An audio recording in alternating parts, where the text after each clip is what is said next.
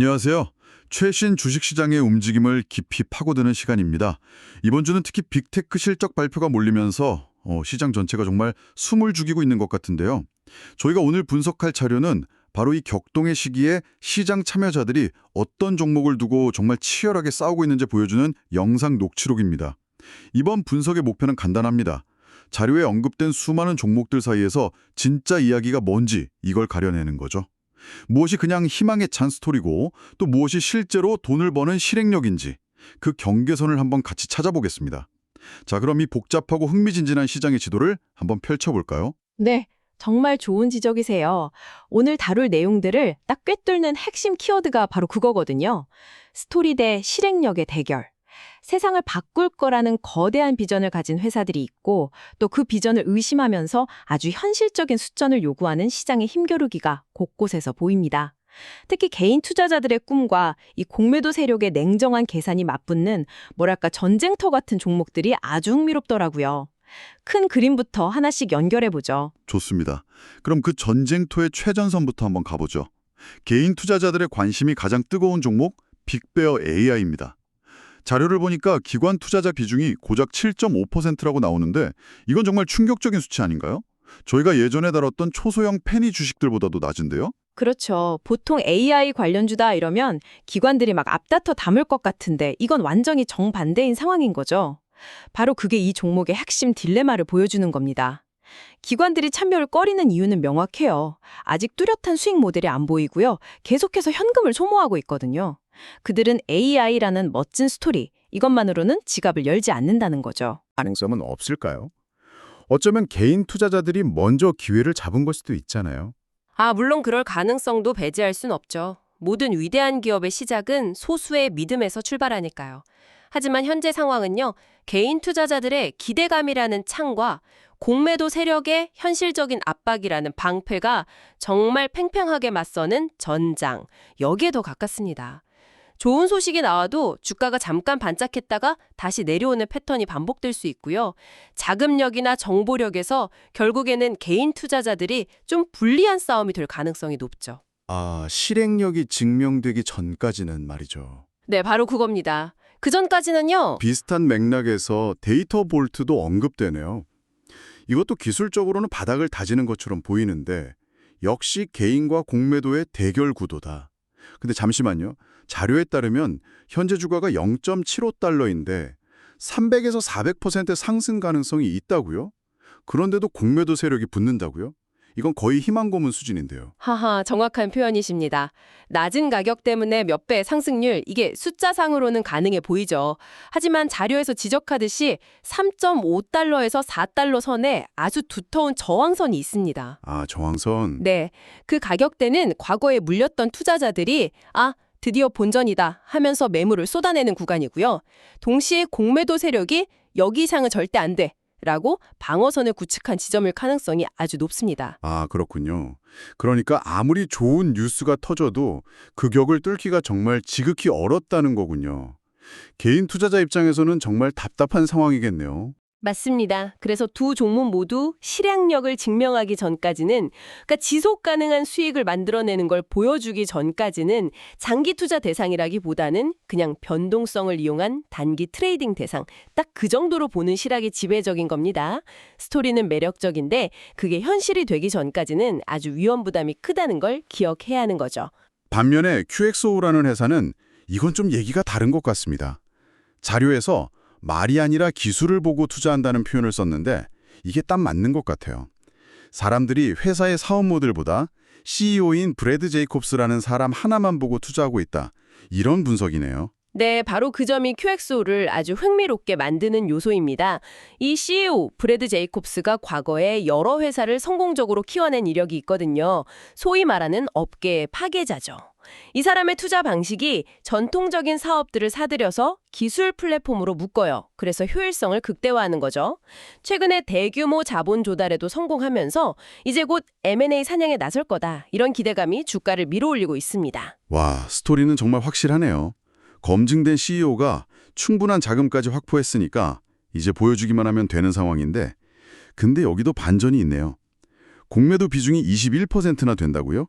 이렇게 확실한 스토리에 왜 이렇게 의심의 눈초리가 많을까요? 시장은 그 기수가 얼마나 대단한지 알죠. 알지만 동시에 그가 타려는 말이 무엇인지 그리고 경주가 얼마나 험난할지에 대해서 의심하는 겁니다. M&A라는 게 말처럼 쉽지 않잖아요. 어떤 회사를 얼마에 인수해서 어떻게 시너지를 낼지 아직은 좀 안개 속이거든요. 애널리스트들은 35% 추가 상승 여력이 있다고 보지만 공매도 세력은 글쎄 이번엔 다를 걸 하면서 베팅하는 거죠. 기수에 대한 믿음과 실형에 대한 의심, 이게 공존하는 아주 흥미로운 상황입니다. 실행력이 중요하다는 건 QX5만의 얘기는 아닌 것 같네요. 특히 미래 기술에 대한 기대감이 큰 에너지나 원자재 분야에서는 그 증명의 과정이 훨씬 더 길고 험난할 것 같은데요. 히토류 쪽은 어떤가요? 정확히 짚으셨습니다. 바로 USA 레어와스, USAR 사례를 보죠. 정부가 지분을 인수했다는 소식은 엄청난 호재입니다. 국가가 밀어주는 사업이라는 보증수표나 마찬가지니까요. 실제로 주가가 급등했지만 결국 32달러 선에서 강한 저항에 부딪히면서 밀려났습니다. 정부가 투자했다는 것만큼 확실한 신호가 없는데 왜 거기서 멈춘 걸까요? 시장이 정부보다 더 똑똑하다고 생각하는 걸까요? 똑똑하다기보다는 경험으로 배운 상처가 있는 거죠. 자료에서 지적하듯이 이 32달러라는 가격대가요. 과거에 MP 머테리얼스라는 다른 히토류 기업이 있었는데 스펙 상장 후에 엄청난 기대를 받으면서 급등했다가 결국 생산 차질 문제로 고전했던 바로 그 가격대와 비슷합니다. 투자자들 기억 속에 히토류 주식은 저기까지만 가고 고꾸라지더라 하는 일종의 트라우마가 남아있는 겁니다. 아하, 학습 효과군요. 그러니까 정부의 투자는 긍정적이지만 땅을 파고 공장을 짓고 실제로 히토류를 생산해서 파는 그 실행력을 보여주기 전까지는 그 트라우마의 벽, 즉 20달러에서 36달러 사이의 박스권을 넘기 어려울 것이다. 이게 시장의 메시지군요. 바로 그겁니다. 정부의 투자는 경기를 시작하는 출발 신호이지 결승선 통과를 의미하는 게 아니라는 걸 시장은 알고 있는 거죠. 원자력 쪽도 아주 비슷한 상황입니다. 맞아요. 소형 모듈 원자로 SMR 분야에 오클러하고 뉴스케일도 바닥을 다지고는 있는데 실제 수익이 나기까지 1년 반에서 2년이 걸릴 거라는 전망이 나오네요. 요즘 AI 데이터 센터 때문에 전력 나눈다고 다들 난린데 이 시간차를 어떻게 받아들여야 할까요? 그게 바로 장기 투자의 어려움이죠. 에너지 수요 증가라는 거대한 시대적 흐름은 분명 이 기업들에게 유리합니다. 그래서 주가가 더 이상 빠지지 않고 바닥을 다지는 거고요. 하지만 그 2년이라는 시간 동안에 변수가 너무 많죠. 기술적인 문제, 규제, 경쟁, 이런 불확실성에 대한 비용이 현재 주가에 반영되고 있는 겁니다. 특히 자료를 보면 뉴스케일이 오클로에 비해서 시장의 선호도가 좀 낮은데 장기적인 수익 파이프라인이 상대적으로 덜 명확하기 때문으로 분석됩니다. 그럼 이 분야에서 실행력을 보여주기 시작한 회사는 없나요? 전부 다 그냥 미래의 약속뿐인가요? 좋은 질문입니다. 조금 더 진전된 이야기를 하는 회사가 바로 블룸에너지입니다. 이 회사는 AI 데이터 센터 붐의 직접적인 수혜주로 꼽히면서 실제로 4분기 연속 두 자릿수 성장을 기록했어요. 스토리를 숫자로 증명해내고 있는 거죠. 드디어 실행력을 갖춘 회사가 많네요. 그럼 이제 이 주식을 사면 되는 건가요? 그런데 자료를 보니까 여기도 함정이 있네요. 밸류에이션이 너무 높다. 올해 예상 실적 대비 250배가 넘는다고요? 네, 시장이 그 실행력에 엄청난 프리미엄을 붙여준 결과입니다. 마치 인기 콘서트의 안표 가격처럼요. 공연이 정말 좋다는 건 알지만 과연 이 가격을 주고 볼 가치가 있는가 이런 논쟁이 생기는 거죠. 물론 앞으로 성장 전망이 계속 상향 조정된다면 현재 높은 밸류에이션이 정당화될 수도 있습니다.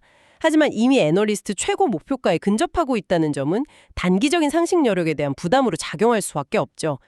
다음 실적 발표가 이 높은 기대치를 충족시킬 수 있느냐, 여기가 분기점이 될 겁니다. 자, 그럼 이제 정말 들을 때마다 공상과 항영화 같다는 생각이 드는 분야로 넘어가 보죠. 퀀텀 컴퓨팅입니다. 리게티, 아이온큐, D-Wave 같은 회사들인데 자료를 보니까 정말 이상한 현상이 있네요.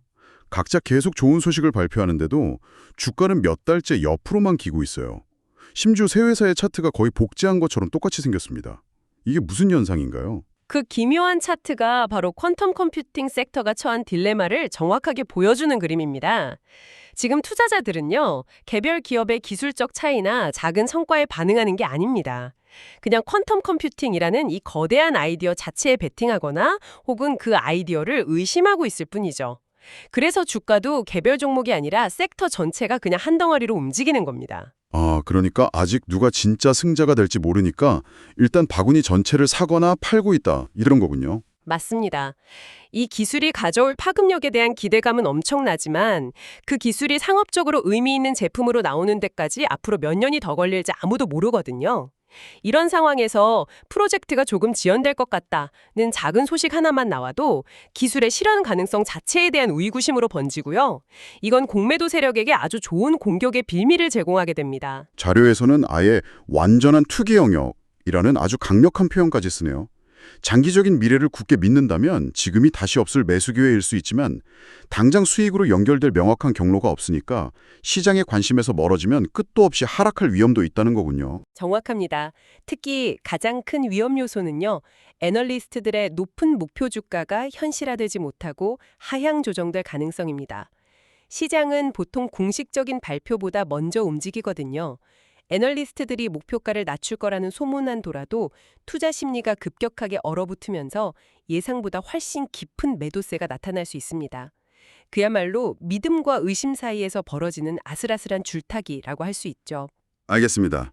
이렇게 개별 섹터의 싸움을 봤으니 이제 시장 전체의 큰 흐름을 대변하는 일종의 대리인 역할을 하는 종목들을 살펴보죠. 첫 번째는 마이크로 스트래티지인데 이건 뭐 사실상 비트코인의 대리인, 프록시라고 봐도 무방하겠네요. 네, 그냥 대리인이 아니라 레버리지를 일으킨 대리인이죠. 비트코인에 몇 배로 투자하는 것과 같은 효과를 냅니다. 지난 6개월간 두 자산의 차트를 겹쳐보면 거의 똑같이 움직이는데요. 마이크로 스트래티지의 변동성이 훨씬 더 큽니다. 오를 때 더 화끈하게 오르고요. 내릴 때 더 아프게 내리죠. 그렇다면 비트코인의 상승을 믿는 투자자에게는 굳이 암호화폐 거래소를 이용하지 않아도 되는 매력적인 진입점이 될 수 있겠군요. 반대로 하락을 예상한다면 가장 먼저 피해야 할 주식 중 하나가 될 거고요. 바로 그 점입니다. 이 주식의 운명은 비트코인의 가격에 달려 있다고 해도 과언이 아니죠. 자, 다음은 개인 투자자들의 동향을 보여주는 대리인 로빈후드입니다. 아, 이 종목 정말 흥미롭습니다.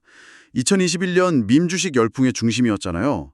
다들 그때 들어왔던 Z세대 투자자들이 시장이 식으면서 다 떠났을 거라고 생각했는데 자료를 보니까 그들이 계좌를 그대로 유지하고 있다는 점이 굉장히 중요하다고 하네요. 네, 그게 시장의 일반적인 통념을 뒤집는 데이터입니다. 시장은 로빈후드의 핵심 고객층이 일회성으로 들어왔다가 사라졌을 거라 보고 주가를 과도하게 할인했지만 실제로는 이 젊은 투자자들이 주식시장에 계속 남아있다는 거죠. 이건 그들에게 투자가 일시적 유행이 아니라 금융생활의 일부로 자리 잡았다는 걸 의미합니다. 시장의 오해와 실제 현실 사이에 괴리가 있다는 거군요. 지난 실적도 예상을 크게 웃돌았고 현재 주가는 과도하게 하락한 상태로 보인다는 분석인데 다가오는 실적 발표가 이 오해를 풀 수 있는 중요한 계기가 되겠네요. 맞습니다. 시장의 인식이 현실을 따라잡는 과정에서 주가가 정상화될 가능성이 있다고 보는 시각이 우세합니다. 자, 마지막으로 AI 시장 전체의 대리인이자 대장주인 엔비디아를 보죠. 네, 드디어 왕의 등장이네요. 그런데 이 무결점의 왕에게도 최근 약간의 잡음이 있었습니다. 자신들의 최대 고객 중 하나인 코어위브에 직접 투자했다는 소식이 알려지면서 약간 주춤했죠. 이게 혹시 뭔가 문제가 있다는 신호일까요? 결론부터 말하면 그건 단기적인 잡음에 가깝다는 분석입니다.